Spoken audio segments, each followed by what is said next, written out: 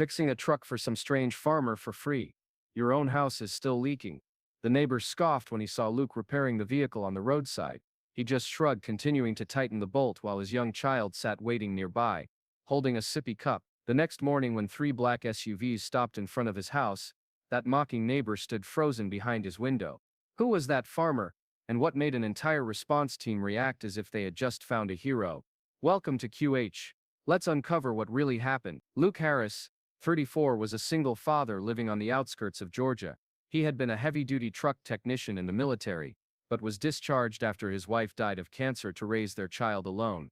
Currently, Luke made a living repairing machinery for hire and driving delivery trucks, an unstable income, but he always managed to keep a smile on his face for his son Noah, who was just 4 years old. Luke's life had changed dramatically 5 years ago. Back then he had been Staff Sergeant Harris, an expert in vehicle maintenance with the 3rd Infantry Division. His wife Rachel had been a high school math teacher, beloved by her students in the community. They had been high school sweethearts who married young, postponed having children until they felt secure, and then welcomed Noah into their carefully planned life. When Rachel first complained of constant fatigue, they dismissed it as a natural exhaustion of a new mother. By the time doctors found the aggressive cancer spreading through her body, it was already stage 4. She fought bravely for 11 months, but Luke knew from the moment of diagnosis that he would soon be raising their son alone. The military had been understaffed. Luke's commanding officer had arranged compassionate reassignments and flexible schedules during Rachel's treatment, but after her funeral, Luke realized he couldn't balance the demands of military service with being the father Noah needed. His honorable discharge had been granted quickly, with commendations for his decade of exemplary service. Civilian life had proven more challenging than expected. Without a bachelor's degree, Luke found his extensive mechanical skills undervalued in the formal job market. Companies wanted certifications he hadn't needed in the military. The recession had hit rural Georgia hard, and full-time positions with benefits were scarce. So Luke had pieced together a living however he could, fixing farm equipment, picking up delivery runs for the local hardware store, and occasionally helping at his friend's auto shop when they were overwhelmed. It was enough to keep a roof over their heads and food on the table, but just barely. That day, while driving his son home after finishing a delivery job for Henderson's Hardware, Luke spotted an old truck parked on the roadside. The owner, an elderly man wearing a mud-stained jacket, was fumbling under the hood. Luke pulled over. Without hesitation he said, "I have a toolkit in my trunk, maybe I can help." The man just nodded slightly. No name given, no complaints, just silently watching Luke work as if evaluating him. As Luke assessed the truck's problems, a combination of corroded battery terminals and a timing issue, he could feel the man's gaze. It wasn't impatient or anxious like most stranded motorists.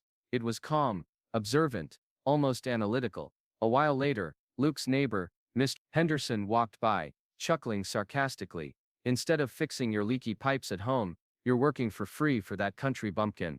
Luke didn't answer. Henderson had never forgiven Luke for buying the house. Henderson's nephew had won. The fact that Luke struggled to maintain it seemed to give Henderson personal satisfaction. Noah sat quietly in the car, looking at his father as if he were Superman.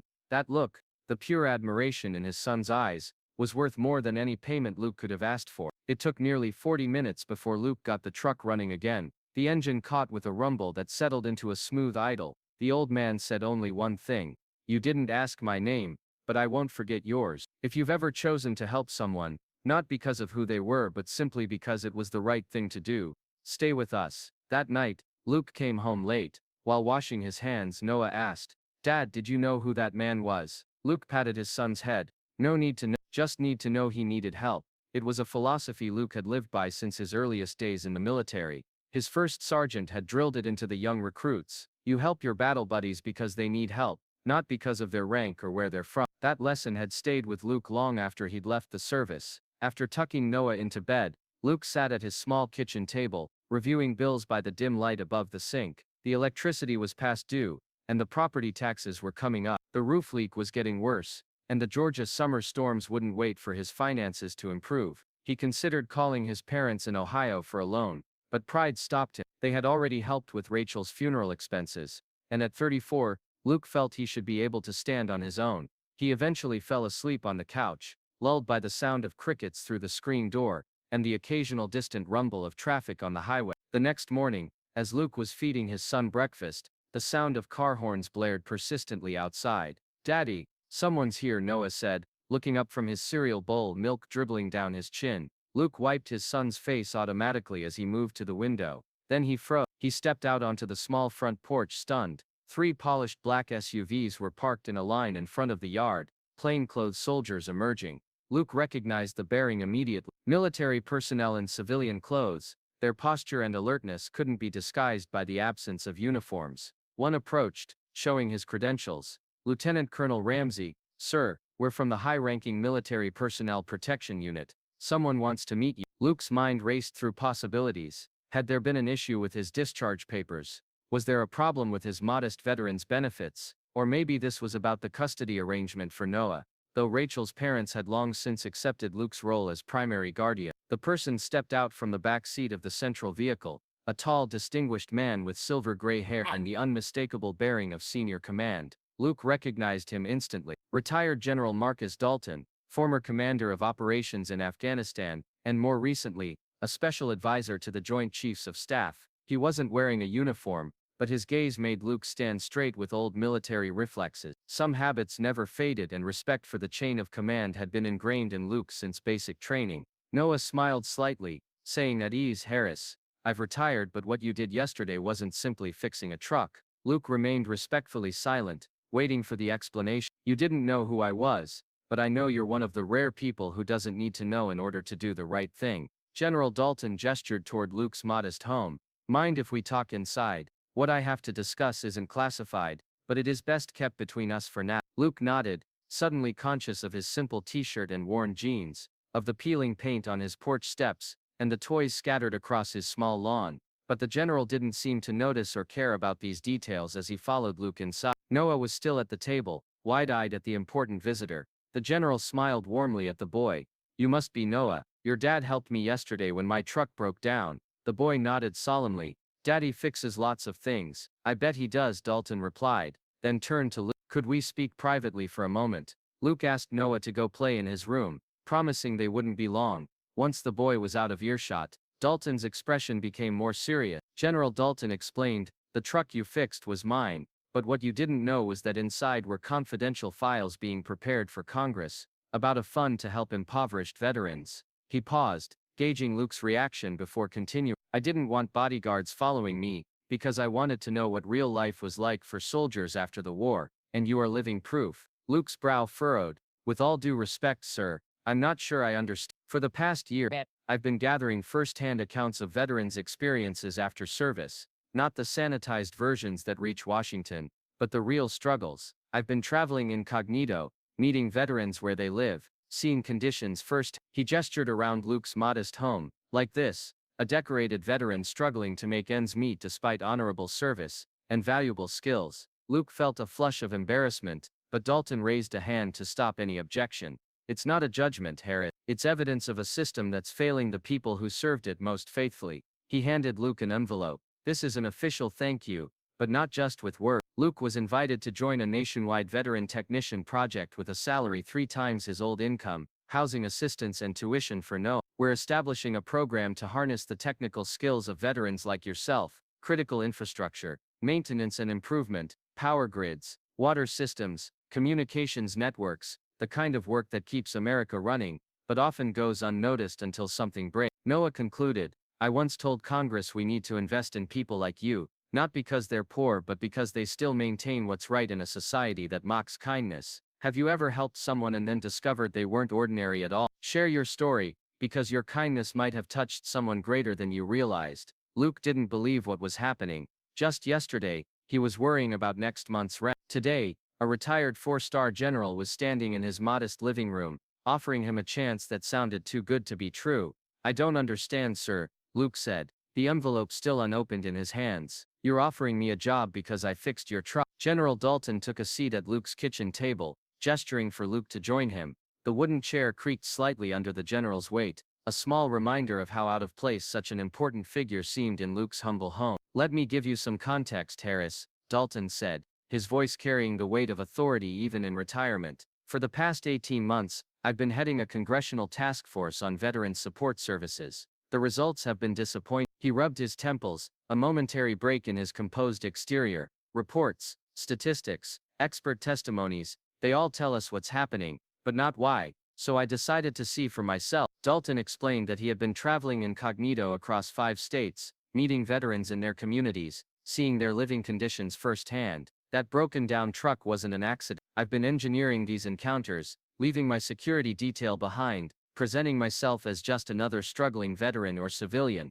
Luke's expression shifted from confusion to understanding. You were testing people, he said quietly. Observing, Dalton corrected, in 14-stage breakdowns across 3 states. You were the only veteran who stopped without hesitation. Others drove by. Some took money up front. One even recognized me and tried to leverage it for a job recommendation. The general leaned forward. But you didn't even ask my name. You saw someone in need and acted. Then you refused payment. That's exactly the character we need for this program. As Dalton outlined the details, Luke learned that the Veteran Technical Corps was a new pilot initiative, providing specialized training to veterans with mechanical aptitude, then placing them in critical infrastructure positions nationwide. The program offered stability, fair compensation and educational benefits for dependents. We don't just need people who can fix things, Dalton emphasized. We need people who understand why things need fixing in the first place. Luke's mind was racing. The opportunity was beyond anything he'd hoped for, but doubts crept in.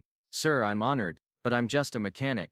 I don't have the advanced degrees or certifications that. Dalton cut him off with a wave of his hand. We can provide the training and certification. What we can't teach is character, Harris. You either have it or you don't, and you demonstrated yours without knowing anyone was watching. From his briefcase, Dalton produced a folder containing information about the program, training schedules, compensation details, housing options. As Luke flipped through the pages, the reality of what was being offered began to sink in. This would change everything for Noah and me, he said softly. That's the idea, Dalton replied. Men like you served your country once. Now we're asking you to serve again, but this time with the support and compensation you deserve. Dalton stood, signaling that the meeting was drawing to a close. Take 48 hours to think it over. The first training cohort begins next month in Atlanta. You'd be home on weekends during the 6-month program, and afterward, we'll find you a placement that keeps you close to your son.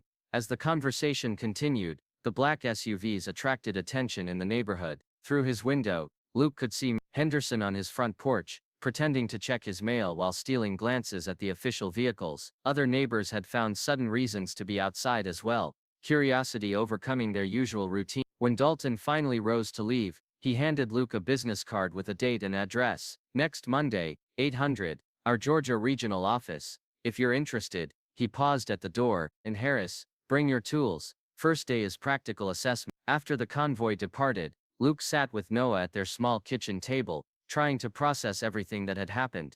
Were those men soldiers like you used to be, Dad? Noah asked, climbing onto Luke's lap. Sort of that man who was he. He used to be a very important soldier, a general, the one whose truck you fixed. Luke nodded, impressed by his son's perceptiveness. That's right. Is he your friend now? Luke considered the question. I'm not sure friend is the right word, buddy, but he wants to help us. Are we moving, Dad? Noah asked, his young face showing both excitement and uncertainty. Luke looked around their small rental, the leak stains on the ceiling, the worn furniture, the second-hand toys carefully arranged on the shelf. Maybe, buddy, would that be okay with you? Noah considered the question with the serious deliberation only a 4-year-old can muster. Will you still fix things? Luke smiled, ruffling his son's hair. Yeah, I'll still fix things, just maybe more important things and for better pay. Then it's okay, Noah declared with the simple wisdom of childhood. Later that afternoon, as Luke was changing the oil in his truck, a task that seemed suddenly mundane compared to the morning's events, Mr. Henderson sauntered over, curiosity finally overcoming his pride. Those were government vehicles, he said. Not quite a question. Luke nodded, continuing his work. General Dalton offered me a job. Henderson's expression cycled through disbelief, confusion and grudging respect. Because you fixed his truck. Come on, there's got to be more to it. Luke tightened the oil filter and wiped his hands on a rag. I didn't fix his truck, he said quietly. I fixed a stranger's truck. Turns out who they are doesn't matter nearly as much as what they need. Henderson shifted uncomfortably, clearly remembering his mocking words from the day before. Well, he said finally, good for you, I guess. Luke's decision didn't require the full 48 hours. By evening he had called the number on Dalton's card and confirmed his interest. The regional office sent paperwork electronically, which Luke completed after Noah went to bed. The salary was more than triple what he currently pieced together from his various jobs. The benefits included full medical coverage, something he hadn't had since leaving the military. The housing allowance would let them move to a safer neighborhood with better school. It felt surreal, like winning a lottery he hadn't even entered. But as he signed the final page of the contract, Luke realized this wasn't about luck, it was about being seen, truly seen for the first time since leaving the service. The following Sunday, Luke packed their modest belongings into his truck, Noah's toys and clothes, his tools, the small box of photos of his late wife. Not much to show for a life, but perhaps that was about to change. Luke never expected that a moment of quiet compassion would ripple so far. Sometimes the road to redemption is paved, not with ambition, but with empathy, with hands that fix what others discard, and eyes that see value where others see burden. He hadn't just repaired a truck, he had rekindled hope in a world that often forgets how vital kindness. Have you ever witnessed someone whose simple kindness was mocked, then rewarded with respect, that changed their life? Share a respect in the comments if you believe such moments reveal true character. Luke declined the invitation to appear on television. He said, "I just fixed a truck, not to be remembered, but because someone once fixed my truck when I was still in uniform." He had been referring to a moment during his deployment when his vehicle had broken down near a remote village. A local mechanic had worked for hours in the blistering heat, refusing payment, saying only that a man who fixes things carries peace in his hands. That simple philosophy had stayed with Luke, shaping his approach to life's challenges. But in the corner of the diner near his new home, there hangs a photograph taken that day. Luke, Noah and the 3 SUVs parked behind them. Below it is the inscription, "One father, one right action, one life lesson for the next generation." The owner of the diner, a Vietnam veteran himself, had requested the photo after hearing the story. He told customers it reminded everyone that characters still mattered in a world increasingly defined by status and wealth. Noah had adapted quickly to their new life. His new school had smaller classes, and more resources for children like him who had lost a parent. His teacher had noted his unusual maturity and his pride when talking about his father's work. When asked by his classmates what his dad did for a living, Noah replied, "My dad makes good people." The simplicity of the answer had made Luke smile when the teacher shared it during a parent-teacher conference. Children often see truth more clearly than adults, unclouded by society's metrics of success. 1 year later, Luke had become an integral part of the veteran technical corps. His practical experience and leadership qualities had earned him a position training new recruits, other veterans looking for purpose and stability after their military service. The program had expanded beyond its initial scope, now partnering with technical colleges to provide certification pathways and establishing apprenticeship programs in communities with high veteran populations. Luke still kept the photograph from Dalton on his desk. Next to it now stood a newer one, Noah on his first day of kindergarten, standing proudly in front of their new home. No leaky roof, no uncertain future, just stability and possibility. Sometimes on weekends, Luke would drive Noah back to their old neighborhood, not out of nostalgia, but to remind them both of the journey they'd taken. They would stop at Mrs. Keller's house, bringing her groceries or helping with yard work. Even Henderson received occasional visits, though the conversations remained brief and somewhat awkward. "Why do we help Mr. Henderson when he was mean to you?" Noah once asked after they had fixed the older man's broken water heater. Luke had considered the question carefully before answering, "Because helping others isn't about whether they deserve it, buddy, it's about who we choose to be." When featured in the Corps' quarterly newsletter, Luke was asked what he considered the most important tool in his extensive collection. "Perspective," he answered without hesitation. "Understanding that what looks like an inconvenience might actually be an opportunity. That stranger on the roadside might be carrying the answer to a prayer you haven't even spoken yet." The article had circulated widely within veteran communities, inspiring others to apply to the program. Luke received emails from former service members who recognized themselves in his story, skilled people struggling to translate their military experience into civilian success. General Dalton, now serving as a special advisor to the President on Veteran Affairs, occasionally cited Luke's story when advocating for expanded funding. "We measure military readiness in billions of dollars of equipment," he once testified before Congress, "but the true security of this nation rests in the hearts of individuals like Luke Harris, people who do what's right because it's right, not because there's something in it for them." The technical core model proved so successful that similar programs were established for other specialized skills: healthcare, education, emergency management, all built around the core principle of character-first selection. Henderson, Luke's former neighbor, sent a Christmas card that first year. The message inside was brief but sincere. "You showed me I was looking at the world all wrong. Thank you for that lesson." Luke kept it, not out of pride, but as a reminder that change was always possible. On quiet evenings after Noah was in bed, Luke sometimes sat on the porch of their new home, thinking about the strange sequence of events that had transformed their lives. The broken down truck, the general in disguise, the opportunity that came not from asking but from giving. He wondered how many other turning points disguised as inconveniences people drove past every day, never knowing what might have been, if they just pulled over and offered to help. Have you ever witnessed someone being mocked for helping others, then having that kindness returned with a life-changing opportunity? Comment about an act of kindness you've seen because someone might need to renew their faith in humanity. Subscribe to QH Incredible Stories, where ordinary people are told as the extraordinary stories they are.